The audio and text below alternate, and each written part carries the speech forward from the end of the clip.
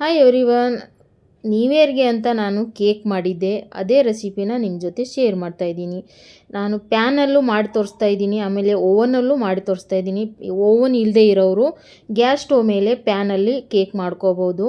ಇದನ್ನು ಯಾವ ಥರ ಮಾಡಿದ್ದೀನಿ, ಏನೇನು ಹಾಕಿ ಮಾಡಿದ್ದೀನಿ ಅಂತ ತೋರಿಸ್ತೀನಿ ಬನ್ನಿ. ನಾನು ಮಾಡಿರೋದು ಇವತ್ತು ರಾಗಿ ಕಪ್ ಕೇಕು ಆಮೇಲೆ ಪ್ಯಾನ್ ಕೇಕು ಮಾಡಿ ತೋರಿಸ್ತಾ ಇದ್ದೀನಿ. ಮೊದಲಿಗೆ ನಾನು ಒಂದು ಪ್ಯಾನ್ ತಗೊಂಡು ಅರ್ಧ ಕಪ್ಪಷ್ಟು ಆಗುವಷ್ಟು ಮೊಸರು ಹಾಕ್ಕೊಂಡಿದ್ದೀನಿ. ಅದಕ್ಕೆ ನಾನು ಇದು ಶುಗರ್ ಪೌಡ್ರನ್ನ ಹಾಕ್ಕೊಳ್ತಾ ಇದ್ದೀನಿ. ಆಮೇಲೆ ಒಂದು 100 ಗ್ರಾಮಷ್ಟು ಇದಕ್ಕೆ ಬೆಣ್ಣೆನ ಕರಗಿಸಿ ಹಾಕ್ಕೋತಾ ಇದ್ದೀನಿ. ಆಮೇಲೆ ವೆನಿಲಾ ಎಸೆನ್ಸ್ ಹಾಕ್ಕೋಬೇಕು, ಟೇಸ್ಟಿಗೆ ಚೆನ್ನಾಗಿರುತ್ತೆ. ಮೂರೂ ಚೆನ್ನಾಗಿ ಕಲಿಸ್ಕೋಬೇಕು. ಆಮೇಲೆ ಬೆಣ್ಣೆ, ಶುಗರ್ ಪೌಡ್ರು, ಸಕ್ಕರೆ ಪೌಡ್ರು, ಆಮೇಲೆ ಮೊಸರು, ವೆನಿಲಾ ಎಸೆನ್ಸ್ನ ನಾವು ಫಸ್ಟಿಗೆ ಮಿಕ್ಸ್ ಮಾಡ್ಕೋಬೇಕು. ಆಮೇಲೆ ಇದಕ್ಕೆ ರಾಗಿ ಹಿಟ್ಟನ್ನ ಹಾಕ್ಕೋಬೇಕು. ರಾಗಿ ಹಿಟ್ಟು 2 ಕಪ್ ತೊಗೊಂಡಿದ್ದೀನಿ.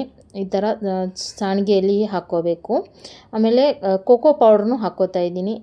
2ರಿಂದ 3 ಟೇಬಲ್ ಸ್ಪೂನ್ ಕೋಕೋ ಪೌಡ್ರ್ ಹಾಕ್ಕೊಂಡಿದ್ದೀನಿ. ಯಾಕಂದರೆ ರಾಗಿ ಹಿಟ್ಟಲ್ಲಿ ಸ್ವಲ್ಪ ಕೋಕೋ ಪೌಡ್ರ್ ಹಾಕ್ಕೊಂಡ್ರೆ ಚಾಕ್ಲೇಟ್ ಫ್ಲೇವರ್ ಬರುತ್ತೆ, ಆಮೇಲೆ ಚಾಕ್ಲೇಟ್ ಕೇಕ್ ಥರ ಕಾಣುತ್ತೆ. ಇದಕ್ಕೆ 1/4 ಟೇಬಲ್ ಸ್ಪೂನು ಅಡುಗೆ ಸೋಡಾ, ಆಮೇಲೆ ಅರ್ಧ ಟೇಬಲ್ ಸ್ಪೂನು ಬೇಕಿಂಗ್ ಸೋಡಾ ಹಾಕ್ಕೊಂಡು ಬೇಕಿಂಗ್ ಪೌಡ್ರನ್ನ ಇದನ್ನು ಎಲ್ಲನೂ ನಾವು ನೀಟಾಗಿ ಸಾಣಿಸ್ಕೋಬೇಕು. ಈ ಥರ ಸಾಣಿಸೋದ್ರಿಂದ ಎಲ್ಲ ಮಿಕ್ಸ್ ಆಗಿಬಿಡುತ್ತೆ. ಕೋಕೋ ಪೌಡ್ರು ಆಮೇಲೆ ರಾಗಿ ಹಿಟ್ಟು ಎಲ್ಲ ಸೋಡಾ ಹಾಕಿದ್ದು ಎಲ್ಲ ನೀಟಾಗಿ ಹಾಕಿ ಕಲಿಸ್ಕೋಬೇಕು ನಾವು.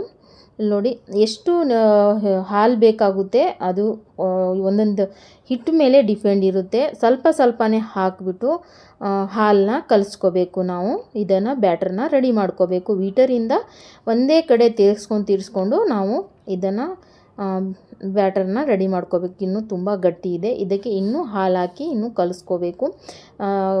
ಒಂದು ಹದಕ್ಕೆ ಇದು ರೆಡಿ ಆಗಬೇಕು ಬ್ಯಾಟ್ರು. ಇನ್ನೂ ಸ್ವಲ್ಪ ಹಾಲು ಬೇಕಾಗುತ್ತೆ, ಗಟ್ಟಿನೇ ಕಾಣ್ತಿದೆ. ಆಮೇಲೆ ಹಾಲು ಹಾಕಿ ಕಲಿಸ್ಕೊಂಡು ಇದನ್ನು ಇಟ್ಕೋತಾ ಇದ್ದೀನಿ. ನೋಡಿ, ಮೊದಲಿಗೆ ನಾವು ಕಪ್ಪನ್ನ ತಗೋತಿದ್ದೀನಿ. ಇದೇ ಕಪ್ ನೋಡಿ, ನೀವು ಟೀ ಕಪ್ನೂ ತಗೋಬೋದು. ಅಂದರೆ ಯೂಸ್ ಆ್ಯಂಡ್ ಥ್ರೋ ಕಪ್ ಇರುತ್ತಲ್ಲ, ಆ ಕಪ್ಪಲ್ಲೂ ಹಾಕ್ಕೋಬೋದು. ನಾವು ಪ್ಲೇಟ್ಗೆ ಸಾಂಬಾರಿಗೆ ಯೂಸ್ ಮಾಡ್ತೀವಲ್ಲ, ಆ ಕಪ್ನ ತಗೊಂಡಿದ್ದೀನಿ.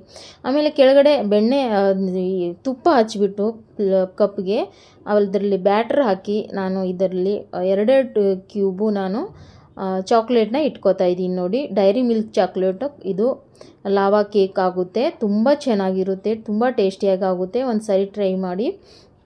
ಯಾವ ಥರ ಅನ್ನಿಸ್ತು ನಿಮ್ಮ ಮನೇಲಿ ಅಂತ ನನಗೆ ಕಮೆಂಟಲ್ಲಿ ತಿಳಿಸಿ. ವಿಡಿಯೋ ಇಷ್ಟ ಆದರೆ ಲೈಕ್, ಶೇರ್, ಕಮೆಂಟ್ ಮಾಡಿ. ಮೇಲಿಂದ ಇನ್ನೂ ಸ್ವಲ್ಪ ಬ್ಯಾಟ್ರ್ ಹಾಕಿಬಿಟ್ಟು ಇದನ್ನು ಓವನ್ನಲ್ಲಿ ಇಟ್ಕೋತಾ ಇದ್ದೀನಿ. ಇದು ನನಗೆ 120 ಡಿಗ್ರಿಯಲ್ಲಿ ನಾನು ಓವನ್ನ ಬೇಕ್ ಮಾಡ್ತಾ ಇದ್ದೀನಿ.